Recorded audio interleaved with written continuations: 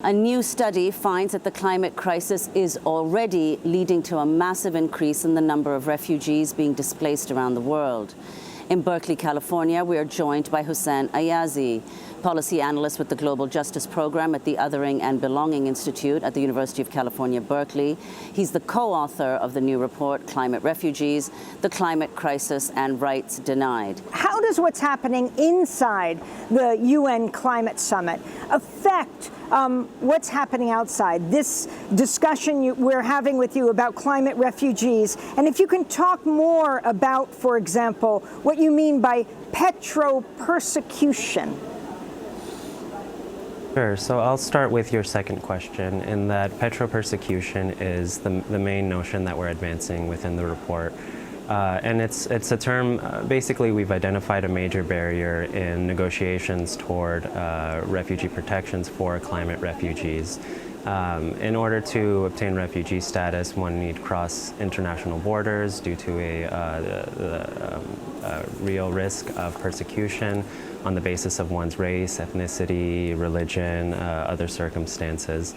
But this notion of persecution within refugee law assumes that the source of persecution, the actor, the persecutor, is either one's country of origin, the government, or internal to one's country of origin.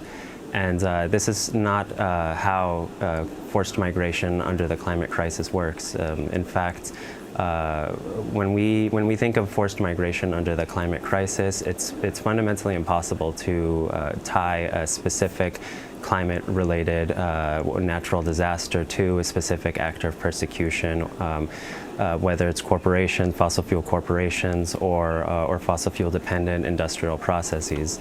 Additionally, many of the countries that are at greatest risk of the effects of the climate crisis are in fact working hard to protect their own populations, to keep them in place, to ensure that they have the livelihoods to remain in place.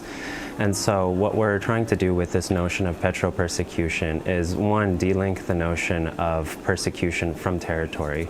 By that I mean the climate crisis is a global phenomenon, and so we need to recognize it as such within international refugee law.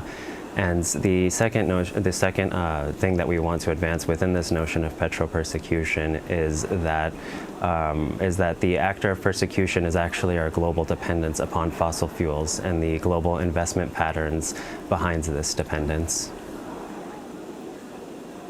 And Hossein, your report doesn't just look at climate refugees in the sense of people who are forced to flee across borders, but also at people who've been forced to flee their homes within countries, internally displaced people.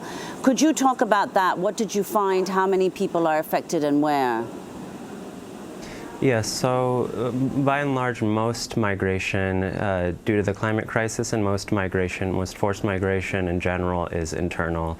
And this is something that we state clearly in the report, and that is actually people displaced internally do have the legally recognized ability to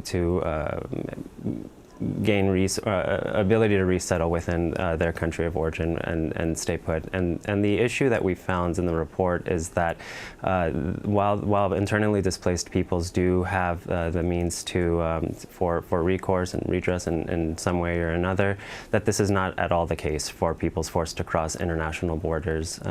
So when we discuss refugees, whether climate refugees or not, we're really talking about movement across international borders, and how as certain island nations, for example, are at risk of complete inundation, or desertification makes entire countries potentially inhabitable, that people are forced to flee their country and that there's no place for them to resettle at home. And this is the major gap in international refugee law that we're shining a light on. And food refugees? Yes, so this notion of food refugees is one that we are using to define people or communities displaced due to growing food insecurity. And this can be due to a number of dynamics. This could be due to land grabs or natural resource grabs. seed monopolies, international free trade agreements, basically what people might describe as the corporate food regime or corporate food system. And this structural vulnerability that communities face as a result of this larger system actually intersects with the climate crisis in the sense that natural disasters exacerbated by the climate crisis force already vulnerable peoples to search elsewhere for sustainable livelihoods. And so while we recognize that the term climate refugee is different from food refugee, the two are really interrelated and need be recognized as both distinct categories, yet fundamentally inseparable.